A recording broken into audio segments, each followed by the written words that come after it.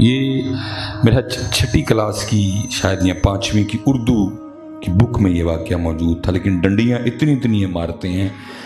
یہ میں نے نہیں تھا پڑھا کہ یہ میاں محمد بخش رحمۃ اللہ تعالیٰ، یہ تو جب حضرت نے وہ کی تو پھر حضرت نے لکھا یہ میاں صاحب ہے، لیکن اتنا بغض اللہ کے ولیوں کے ساتھ کتاب میں موجود تھا، لیکن لکھا نہیں کسی نے کہ یہ میاں محمد بخش رحمت۔ حضرت نے اس کو 11 تقریباً اشعار میں حضرت اس واقعے کو بیان، کیونکہ میں 10 اشعار نہیں پڑھوں گا، ان کا مفہوم آخری شعر، کیونکہ وقت کا بھی دھیان ہے، صبح ورکنگ ڈے ہے حضرت جی۔ وہ میاں صاحب نہ بیٹھے ہوئے تھے حضرت اور اللہ کی تسبیح کہہ رہے تھے حضرت کے ساتھ ایک درخت تھا جس کے اوپر ایک فاختہ نے انڈے دے رکھے تھے حضرت، اور وہ اپنے انڈوں پہ بیٹھی تھی اور قرآن کی روح سے وہ بھی ذکر کر رہی تھی، سبح للہ ما فی السماوات و ما فی الارض، وہ بھی ذکر کر رہے، میاں صاحب بھی ذکر۔ ایک شکاری آن نکلا اس جانب، اس کی نظر کگی پہ پڑی حضرت، وہ اس نے دیکھ کے کہا لو دوپہر کا کھانا تو ہو گیا۔ اس نے اپنے ترکش سے تیر نکالا، اس کو کمان پہ چڑھایا، کگی کا نشانہ لیا، اس سے پہلے کہ وہ تیر چھوڑتا جو اللہ نے کگی کے اندر ایک سسٹم لگا رکھا ہے وہ آن ہوا، خطرہ خطرہ خطرہ۔ یہ میں اشعار کا مفہوم بیان کر رہا ہوں۔ کگی نے شکاری دیکھا اور اوپ گئی حضرت، اڑان بھری، اور جب اڑ کے تھوڑا سا اوپر گئی نا تو کیا دیکھتی ہے، اوپر ایک باز بھی چکر کاٹ رہا ہے، اور نظر اس نے بھی کگی پہ لگا رکھی ہے کہ جب یہ اپنے درخت سے دانہ لینے کے لیے نکلے تو میں اس پہ جھپٹوں۔ ابھی کیونکہ زیادہ اوپر نہیں گئی تھی، باز جھپٹا، لیکن وہ درخت میں واپس آ گئی، اور کیا کیا جو ہم نہیں کرتے، اور اگر کریں بھی تو یقین سے نہیں کرتے، دل سے نہیں کرتے۔ میں میں آپ کو اپنا مشاہدہ سنانے لگا ہوں حضرت۔ میں اسی طرح نا حضرت جی پروگرام سے گھر گیا کو 2-2:30 کا ٹائم نا، مجھے دور سے نا میرے چھوٹے بیٹے کے رونے کی آواز آ رہی تھی حضرت، میں پریشان ہوا، میں نے جا کے دروازہ کھولا، دیکھتا کیا ہوں، میرے بچوں کی امی نا وہ اس کو گود میں اٹھا کے تو سین میں چکر کاٹ رہی۔ میں نے اس کو پہلا سوال کیا، میں نے کہا بروفین، اس نے کہا دیا، میں نے کہا پیناڈول، اس نے کہا دیا، میں سمجھ گیا اب جانا پڑے گا۔ میں نے اس کو کہا چل، انہوں نے اوپر وہ چادر اوڑی، ہم اس کو لے کے اسد، وہ ڈاکٹر نے جب دیکھا تو اس نے تشخیص یہ کی کہ حضرت اس کے کان میں درد ہے، اس لیے رو رہا ہے۔ تشخیص ہو گئی، بیماری کا پتہ لگ گیا، اس نے اس کی میڈیسن دی، بچے کو آرام آیا، وہ سو گیا۔ مجھے ڈاکٹر صاحب کہنے لگے حضرت آپ گھر لے جائیں بچے کو، آپ کی آنکھوں سے چہرے سے پتہ لگ رہا ہے آپ تھکے ہوئے۔ میں نے کہا نہیں، میں تھوڑا انتظار کروں گا، یہ نہ ہو یہ پھر اٹھ کے رونے لگ پڑے تو میں کیسے واپس آؤں گا۔ بچہ خیر سویا رہا، کو آدھے پونے گھنٹے بعد ہم نے اس کو لیا، گھر چلے۔ اب میں حضرت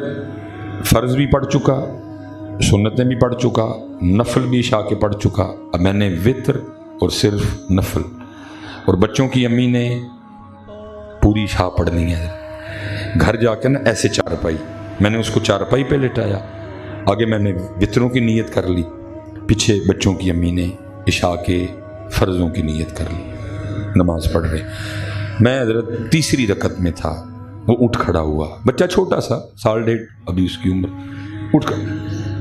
اب وہ کیا دیکھتا ہے، آگے والد ہے پیچھے، لیکن اس کو یہ نہیں پتا کہ یہ نماز پڑھ رہے ہیں، اس وقت اللہ کے حضور کھڑے ہیں، یہ مجھے اٹھا نہیں۔ اب وہ کیا کرتا ہے، بالکل چارپائی کے کنارے پہ آ کے نا کبھی میری طرف لپکتا ہے کہ مجھے باپ پکڑے، لیکن میں نہیں پکڑ رہا۔ اللہ دل میں خیال آیا خدا نخواستہ چھوٹا بچہ ہے، اگر یہ چارپائی سے گرا تو بڑا نقصان ہوگا، شریعت تجھے اجازت دیتی ہے کہ نماز توڑ کے اس کو بچا تو پھر پڑھ لیں، لیکن اندر کا جعلی صوفی جاگ اٹھا، اس نے کہا امتحان چوڑیا تیرے کو امتحان لینے انہوں نے، تینوں تو ابھی تک داخلہ نہیں ملیا اسکول تو امتحان دینا ہے۔ وہ اندر کا جعلی صوفی جاگ اٹھا، اس نے کہا امتحان عشق کا، پتہ لگے تیرا ایمان کتنا مضبوط ہے۔ نہیں لگا رہا، میں نہیں توڑی، لیکن پیچھے کون کھڑی تھی، ماں، پیچھے کون کھڑی تھی، ماں، اسے نہیں رہا گیا، اس نے نماز توڑ کے نا سینے سے لگا دیا۔ میں نے اتنی دیر میں وتر ختم کی اور میں بڑا ہی رویا۔ میں نے کہا مولوی سلیمان ایتھے ایک بچہ ماں نو آواز ماری تو نماز توڑ کے سینے نہ لاندی، وہ چلے جے تو کدی اپنے رب نو پکارے گا تو وہ کی کرے گا ہے؟ یہ کس طرح ہو سکتا ہے وہ تیری پکار نہ سن؟ ایک بچہ رویا ہے، ماں نے نماز توڑ کے سینے سے لگایا ہے، اگر تو کبھی اس طرح اس کو رو کے پکارے گا پھر دیکھ وہ کرتا کیا ہے۔ اور حضرت وہ میں جتنے نوجوان بیٹھے ہو پتر نہ پریشان وہ ہو جس کا رب کوئی نہیں، جس کے رسول کوئی نہیں ہے۔ ہم کو لاوارث ہے، ہم کو لاوارث ہے۔ اللہ کا شکر ہے ہم اللہ والے بھی ہیں، ہم نبی والے بھی ہیں۔ پریشان وہ ہو جس کا ہے کوئی نہیں، پریشان وہ ہو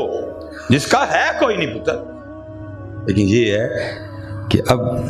اگر بندہ ہی وہ در چھوڑ کے بھاگ جائے تو پھر میں پیچھے بھی مثال دے کے آیا، کیونکہ صوفیہ کا طریق رہا ہے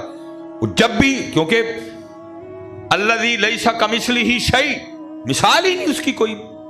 پھر صوفیہ کا کیا طریق رہا؟ صوفیہ نے مجاز کو اختیار کیا بات سمجھانے کے لیے۔ میں پیچھے بھی سنا کے وہ لکھا جی،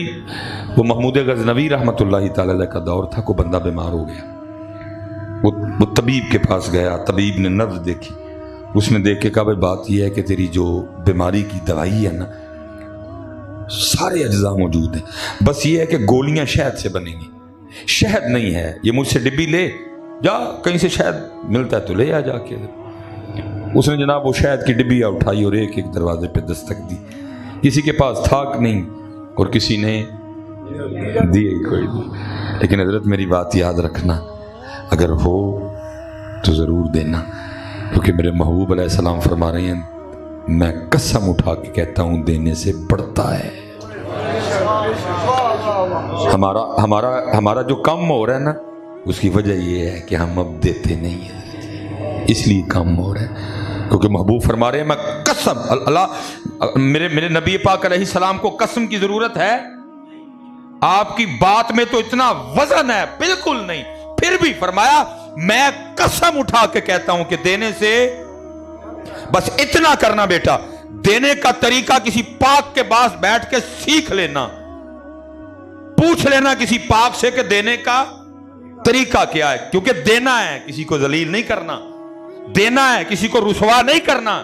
دینا ہے کسی کی غریبی کا مذاق نہیں اڑانا، دینا ہے کسی کی یتیمی کا ڈنڈورا نہیں پیٹنا۔ اور میں اس پہ اتنا کہہ کے اپنی بات پہ واپس آ جاؤں گا، لکھا ہے جب حضرت سیدنا امام حسن مجتبی رضی اللہ تعالیٰ عنہ کا وصال ہوا اور غسل دینے کے لیے آپ کے جسم مبارک سے کرتا اتارا گیا تو تاریخ کہتی ہے میں نے دیکھا آپ کی پشت مبارک پہ باقاعدہ نشان تھا۔ حضرت باتیں شروع ہو گئیں، یہ تو شہزادے ہیں، یہ تو شبیہ مصطفیٰ ہیں، یہ تو سواری بھی اللہ کے محبوب کے مبارک کندھوں پہ کیا کرتے تھے، آپ کی پشت پہ کس چیز کا نشان؟ غلام پاس کھڑا تھا، رو پڑا، کہا میرے امام نے مجھ سے وعدہ لیا تھا کبھی میرا راز نہ کھولنا، لیکن آج بات میرے امام کی شان و شوکت کی ہے تو سنو پھر، یہ نشان ان بوریوں کے ہیں جو رات کے اندھیرے میں میرے امام اپنے کندھے پہ اٹھا کے یتیموں کے گھروں میں چھوڑنے جایا کرتے، یتیموں کو نہیں بلانا، ان کے گھروں میں دیکھ کے آنا ہے، یہ تو ہمارے بڑوں کا طریقہ، یہ پتہ نہیں بلانے والا طریقہ تم نے کدھر سے نکال لیا۔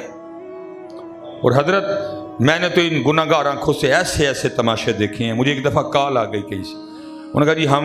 یتیم بچیوں کو نا کچھ مشینیں وغیرہ دینا چاہتے ہیں تاکہ وہ کپڑے شپڑے سلائی کر کے نا اپنا سلسلہ کریں، تو آپ ذرا حوصلہ افزائی فرمائیں۔ میں نے کہا جی میں بات نہیں سمجھا، کس انداز سے حوصلہ افزائی کروں؟ انہوں نے کہا جی ہم اسی طرح ایک میرج ہال میں پروگرام رکھ رہے ہیں، آپ تشریف لائیے گا، پہلے آپ ذرا بیان کیجئے گا اور پھر ہم بچیوں کو جو دینا چاہتے ہیں ہم دیں گے اور بس سلسلہ ختم ہو جائے گا۔ میں حضرت جی اکثر ہی لیٹ ہو جاتا ہوں، وہ میں اس دن بھی لیٹ ہو گیا، ان کی کال پہ کال، میں نے کہا یار بات یہ ہے کہ اب پروگرام نہ بدل لو، بچیوں کو تم پہلے دے لو، میں گفتگو بعد میں کر دوں گا۔ انہوں نے کہا ٹھیک ہو گیا حضرت جی، پہلے ہم یہ کام کرتے۔ اب نا حضرت وہ ایک ایک بچی کا نام لے کے نا اس کو سٹیج پہ بلا کے جو انہوں نے دینا تھا وہ دے رہے تھے، میں آ گیا حضرت، وہ جناب اسی طرح کھچا کھچ بھرا ہوا ہے سارا میرج ہال، ادھر تو زمین پہ ہے نا پیچھے کرسی ہیں، ادھر ٹوٹلی تقریباً، لیکن کھڑے ہیں لوگ۔ میں نے کہا یار اتنے لوگوں میں کیسے گزر کے جانا ہے؟ میں نے حضرت جی پاگ اتاری، ٹوپی پہنی اور میں نے وہ کسی سے چادر لی اور اوپر چادر اوڑھ لی، تاکہ لوگوں میں سے گزرتا ہوں، لوگوں کو پتہ نہ چلے، اسٹیج پہ جا کے چادر اتار دوں۔ میں حضرت لوگوں کے بیچ میں سے آ رہا ہوں، اعلان ہوا جی فلاں کی بیٹی آ کے تو اپنی وہ مشین لے۔ میں گزر رہا تھا، جب وہ بچی اسٹیج پہ آئی نا، بیچ میں سے 2 لڑکے بولے، کہتے ہوئے یہ پیو کوئی نہیں، یہ روز کالج نا میری گلی سے گزر کے جاتی ہے، اور میرا روز دل کرتا ہے اس کو چھیڑنے کو، لیکن صرف اس ڈر سے نہیں چھیڑتا تھا کہ ابے نے بڑا مارنے لے، اج اے گل تے پتہ لگی ہے ابا ہی کوئی نہیں ہے۔ میں اتھے ہی کھلو گیا، میں نے ہوئے جس کو نہیں پتا تھا ہم نے اس کو بھی بتا دیا، جس کو نہیں پتا تھا ہم نے اس کو بھی، بھائی جس کا دل کرے اس کو چھیڑ دینا، اس کے سر پہ کوئی نہیں ہے، کوئی نہیں تجھ سے لڑنے آئے گا، کوئی نہیں تجھے آ کے پوچھے گا، کیونکہ اس کا باپ ہی کوئی نہیں۔ بھائی 2 یتیموں کی یتیمی کا مذاق تو نہ اٹھاؤ، کیونکہ قرآن کہہ رہا ہے کہ صرف یتیموں کو دینا نہیں، بلکہ کیا، کلا تکرمون الیتیم، ذلیل نہیں کرنا، عزت کرنی ہے، کلا بلا تکرمون الیتیم۔ اور سنو تکریم، جناب سیدنا صدیق اکبر رضی اللہ تعالیٰ عنہ، خلافت پہلا دن، چھوٹی بچی آ گئی، رونے لگ پڑی۔ جناب صدیق اکبر رضی اللہ تعالیٰ نے پوچھا کیوں رو رہی ہے؟ کہتی اس لیے رو رہی ہوں کہ اللہ کے رسول کا وصال ہو گیا۔ آپ نے فرمایا اگر تیرے رونے کی وجہ اللہ کے رسول کا وصال ہے تو ابو بکر تجھے کس طرح دکھائے کہ ابو بکر کے دل کا کیا حال ہے؟ اس نے کہا نہیں، ایک وجہ اور بھی ہے۔ فرمایا وہ بتا۔ وہ کہتی میں یتیم ہوں، ماں بھی نہیں، کوئی بھائی نہیں، کوئی بہن نہیں، اکیلی ہوں، ایک دادی ہے، بوڑھی ہے، کمزور ہے، نابینا ہے، ہمارے پاس کچھ بکریاں ہیں، ان کا دودھ نکال کے نا تو ہم بیچ کے تو اپنا گزر بسر کرتے ہیں۔ فرمایا رو کیوں رہی ہے؟ وہ کہتی رو اس بات پہ رہی ہوں، میرے ہاتھ چھوٹے چھوٹے ہیں، میں ابھی بکریوں کا دودھ نہیں نکال سکتی، دادی نابینا، دادی کمزور، دادی جو ہے نا وہ 4 پائی سے اٹھ نہیں سکتی، وہ بھی دودھ نہیں نکالے گی۔ رو اس لیے رہی ہوں جب تک اللہ کے رسول ہم میں اپنی حیات ظاہری کے ساتھ موجود تھے، آپ روز ہمارے گھر تشریف لایا کرتے اور ہمیں بکریوں کا دودھ نکال کے دیا کرتے تھے۔ اب رو اس لیے رہی ہوں، حضور نبی پاک کا تو وصال ہو گیا، اب کون ہماری بکریوں کا دودھ نکالا کرے گا اور ہمارا گزارا کیسے ہوگا؟ جناب صدیق اکبر رو پڑے، اپنے آقا و مولا اتنی شدت سے یاد آئے، وہ نبیوں میں رحمت کا کپ پانے والا، مرادے غریبوں کی بھر لانے والا، وہ اپنے پرائے کا غم کھانے والا، ہرا سے اتر کر سوئے قوم آیا، ایک نسخہ کیمیا ساتھ لایا۔ رو پڑے صدیق اکبر رضی اللہ تعالیٰ، اور رو کے اس بچی کو کہتے ہیں تو رو نہ، میرے محبوب علیہ السلام کا تو وصال ہو گیا، لیکن ان کا غلام ابو بکر بھی زندہ ہے، اور جب تک ابو بکر زندہ رہے گا آج کے بعد تیری بکریوں کا دودھ ابو بکر نکالا کرے گا ہے۔ لیکن بھائی ہم یہ انداز کھو بیٹھے ہیں، ہم یہ انداز پتہ نہیں کدھر گئے، اور ہم نے پتہ نہیں کس کا انداز اور کس کے طریقے